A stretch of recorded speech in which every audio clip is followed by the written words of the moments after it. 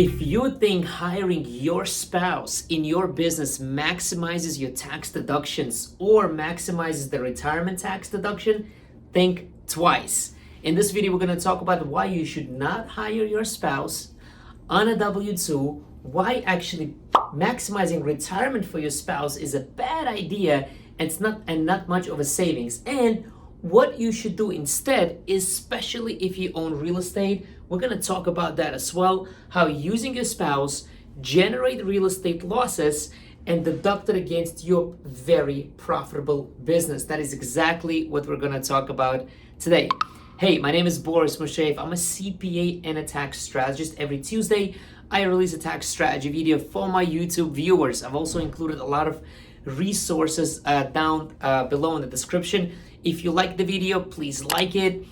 Subscribe to my channel, hit the bell notification so you are notified every Tuesday when I release a tax strategy video. Now, without further ado, let's get right into it. All right, cool. Let's get started. So, W-2, hiring your spouse in your business. A lot of business owners, and you probably that person too, that hires the spouse in a business and puts them on a W-2, but the spouse doesn't really do much for the business or does very, very minimal work, but yet you pay your spouse a full-time salary and you put on a W-2. Number one justification that business owners have is like, well, I need to maximize my deductions in the business. Your spouse, first of all, picks it up as an income.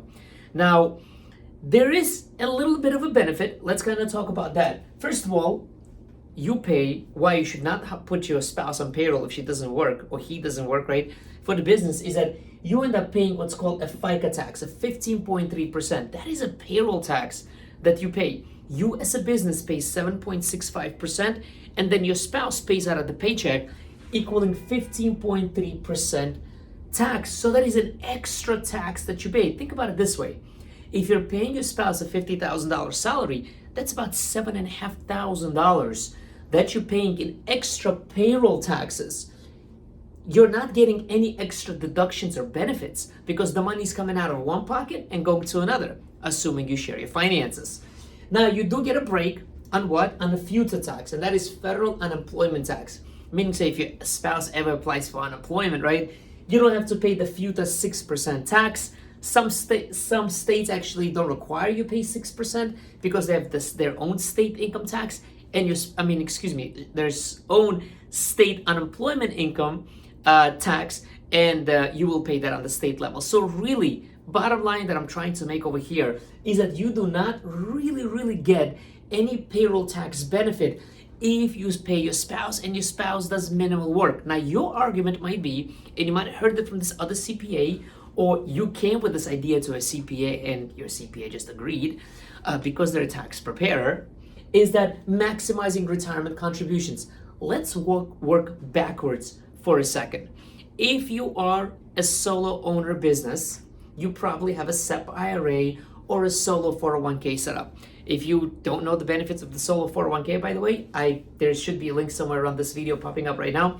You can go ahead and watch it later. But if you're a business owner, you probably have a solo 401k, especially if you're the owner, the only employee, So you're putting your spouse on payroll so that you can maximize the solo 401k. Hey, Boris Musheyev here. Sorry for the quick interruption. 5 seconds, I promise. I want to make sure you get your free PDF, 7 write-offs every S corporation business owner must know.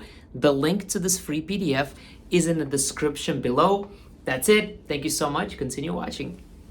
Because that is what your tax preparer told you. Oh yeah, absolutely. You can put your spouse on the payroll. Maybe we can do another $30,000 into the retirement account for them. But think about it this way. If you yourself are in a 30% bracket, you and your spouse combined, when you file your taxes, you're going to save 30%. But you're also going to pay 15% payroll taxes. So really, the net savings are 15%.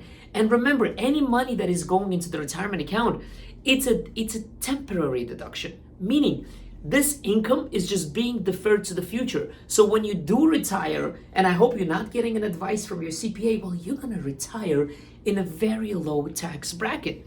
Don't work with that accountant.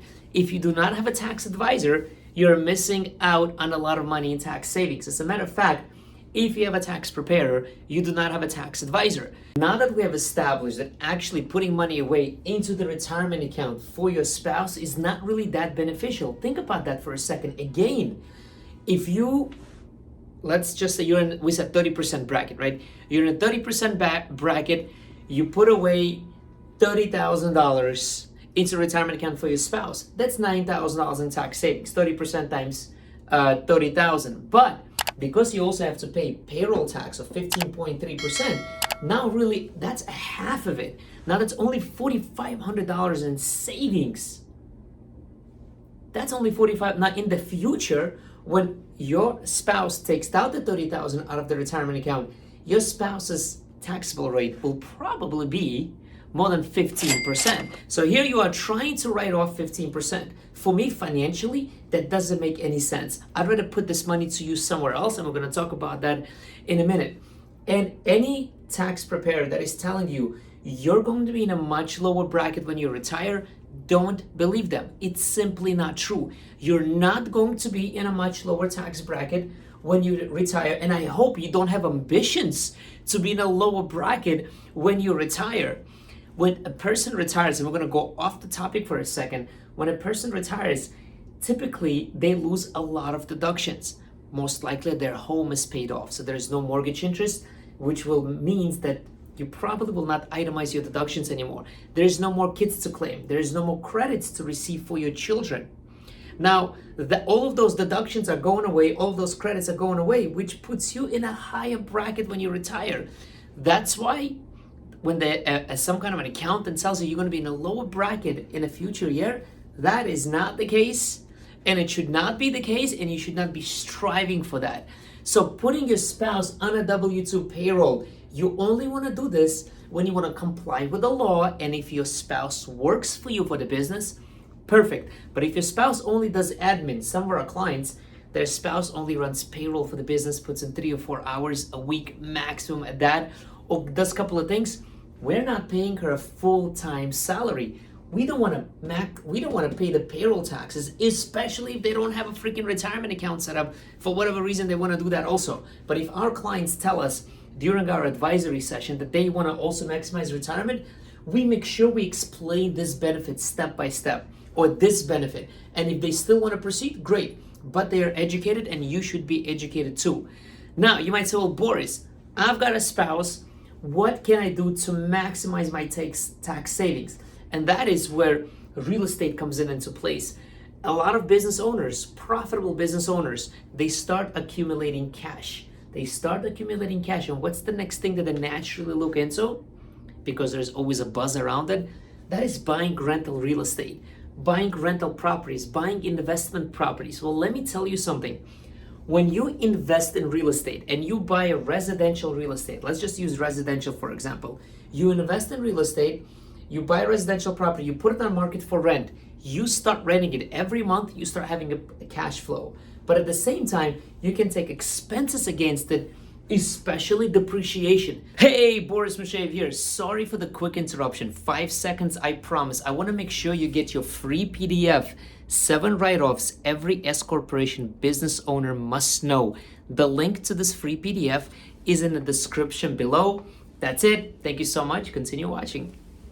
Because depreciation is what maximizes your deductions for your rental properties. Unfortunately, IRS does not allow you to take the depreciation expenses, I take that back, to take the losses that are generated by depreciation and other deductions in your real estate, take those losses on your personal income tax return. So if you've got a profitable business and you're making a lot of money in your business, great profit margins, great cash flow, and you're generating losses in real estate, you cannot deduct those losses because IRS says that real estate losses are considered passive losses. Passive losses can be deducted against active income. How do we go around that rule?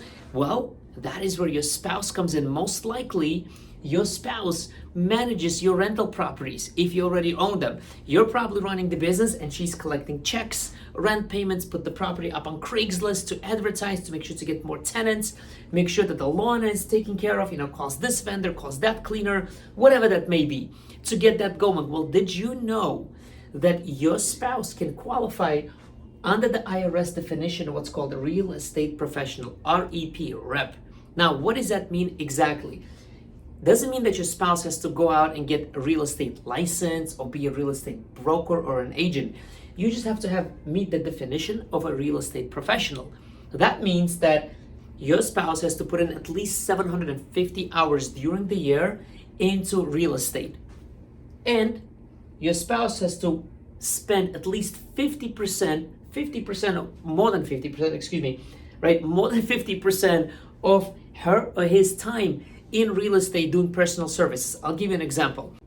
Let's say your spouse, really does work in your business a few hours a week, okay? Few hours a week doing some administrative stuff, maybe running payroll for your employees or whatever that may be, okay? And your spouse puts in 2 hours in your business, but the rest of the hours in the week, let's say 10 hours, they spend on real estate. Well, a week, right? Now look, that is more than 50% of their time being spent on the real estate. But when you pay your spouse a full-time salary and your spouse tries to do this, when audited by the IRS, to clarify, right? And again, audit doesn't always mean a bad thing.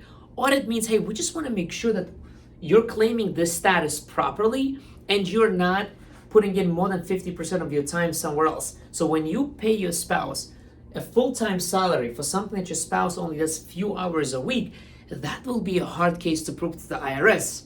Like, well, yes, we have time logs, but your spouse is getting paid a full-time salary and a W-2 makes a really, really hard case, and you're not even maximizing your savings here, and this might be disallowed. Don't want to do that. So, but when your spouse qualifies as a real estate professional under the IRS definition, guess what the IRS says? The IRS says that spouses that file joint return can combine the real estate activity, meaning all the losses generated by the real estate that you own can be offset the business profit that you have. So losses offsetting business profit.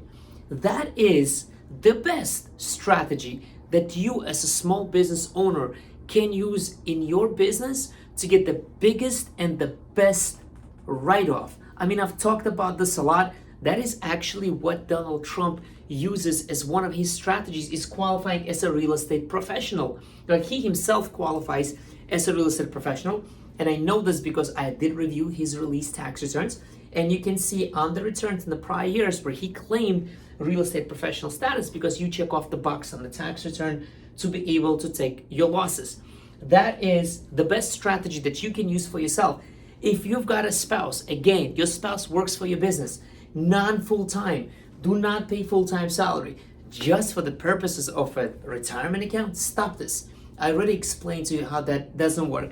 Instead, start looking into investing into real estate if you don't have it. If you already have it, put your spouse into this criteria. We've helped numerous clients to do actually exactly this. All right, and you can be that person to maximize your tax savings. As a matter of fact, sometimes it is possible to generate so many losses on paper in real estate.